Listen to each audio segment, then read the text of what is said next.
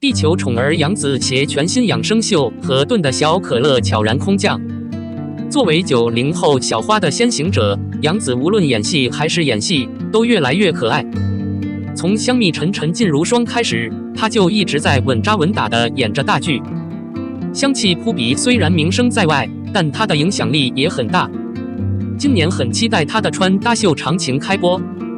惊世骇俗的是，杨紫这个人间宠儿带着这档新补剧悄悄空降。时隔1年，终于来了。作为去年杨紫主演的《女临床医生》的支线项目，这部8集短剧一经上映便好评如潮，堪称前传。可以说，这场演出既为冠军疗伤，又为群众疗伤。在《女临床医生》完结的那一刻，留下了状元赫顿的教育经历的秘密。一口气吹完这8集后，心里的那团总算松了下来。故事讲述了精神导师何顿和电台主播钱开义打算设计一个以爱以事为主题的动作。在搜集案件的时间里，名叫安娜的女士满脑子都是疑问，于是他们顺着征兆开始探索，无意中解开了冠军宝贵经历的秘密。原来赫顿不是他妈妈赵希平的后代，而是安娜的孩子。谁是安娜？一个可爱、勇敢、灰心的女士，原名赵熙然，与赵希平是双胞胎姐妹。需要当大明星的安娜，却得不到全家人的拥护。在姐姐赵希平的帮助下，她终于通过了不起眼的社会，去追寻当歌手的梦想。不管怎样，最终什么都没有被抛弃，她变成了一个未婚的单亲妈妈。赫顿怀上了，又叫小可乐。安娜喝了1点可乐，找了一个任务，在食物慢下来的时候唱歌。最终，她在为赫顿买可乐时遭遇车祸身亡。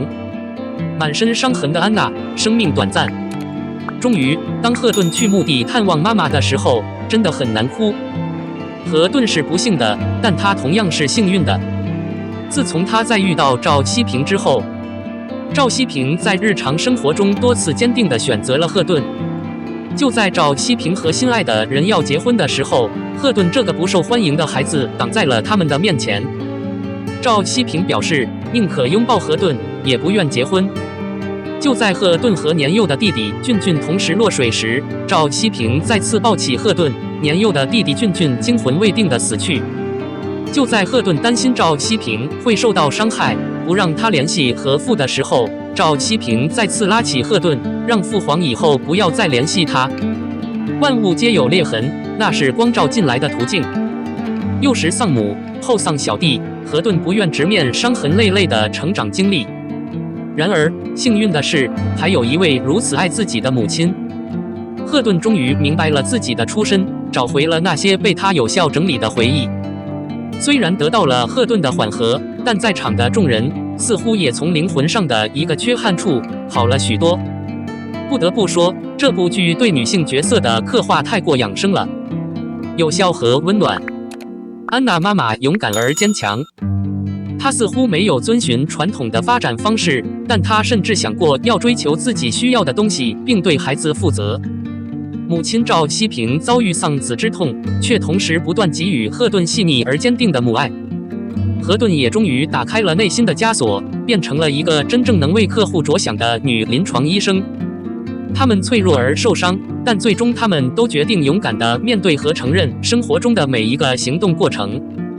他们很可爱，充满个性，这也直接避开了国产剧中对女性的分析。没有无厘头的白甜，没有无懈可击的冠军，没有荒唐的爱情，没有塑料姐妹情。每个有缺陷的人的背后，都是一个完美而真实的人。截至目前，赫顿的小可乐全集已经发完，可以说是女分析师的收官之作。赫顿有爱情，有陪伴，有亲情，追剧的人也同样心情大好。从剧情标题和表面节奏来看，这部比女分析师还要精彩。短短8集，没有多余的废话，每一幕都有存在感。就在零可怕的调查附近，赫顿的小可乐值得观众的称赞。毫无疑问，在经历了重大延迟后，他也值得节目的粉丝们赞扬。对于杨紫来说，还有很长的路要走。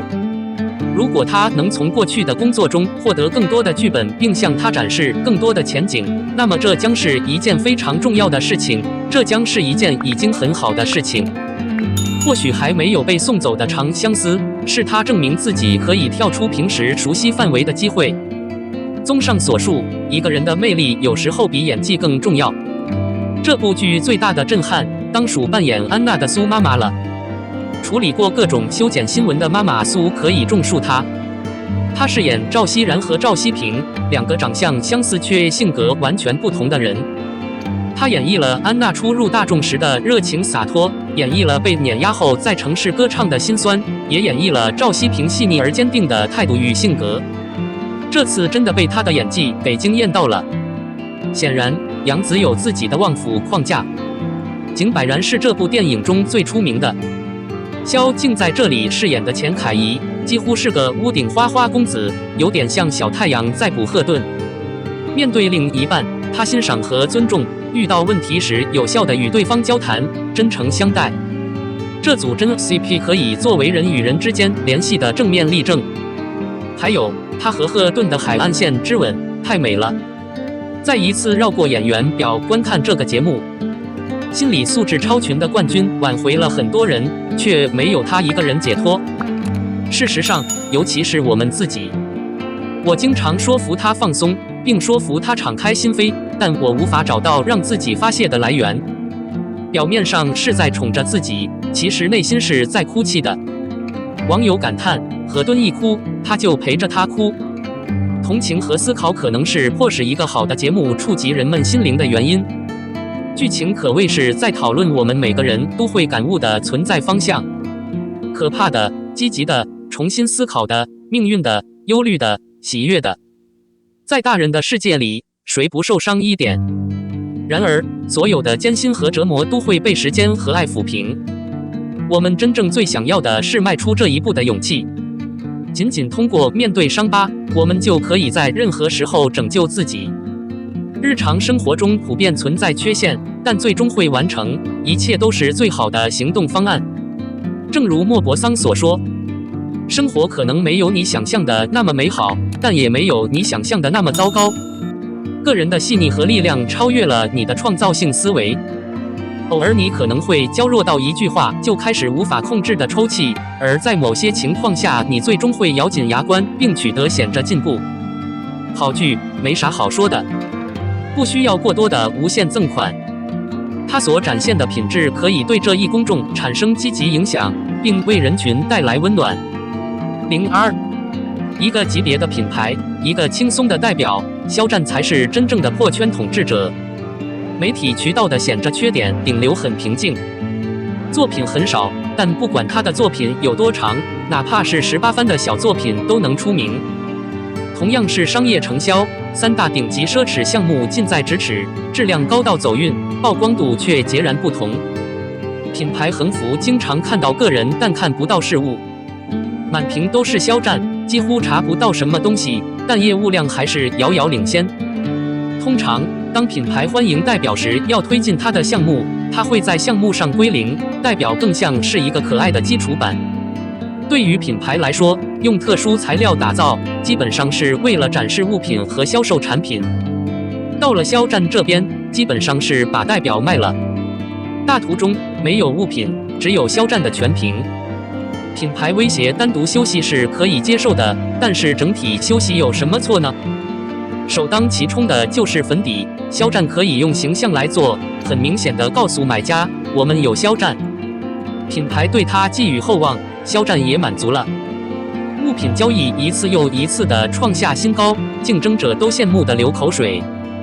肖战的商业价值极高，他的作品永远不会让人失望。自推出以来，他几乎可以被称为传书和命中。年初流传的和请教我余生令人惊叹。众人被顾一夜压倒，被顾微感兴趣。整个舞台没有缺憾，肖战的团结让当局哭笑不得。为波及家喻户晓的玉骨遥常年霸占几强榜单，上百万观众预留名额，片段播放量估计在亿。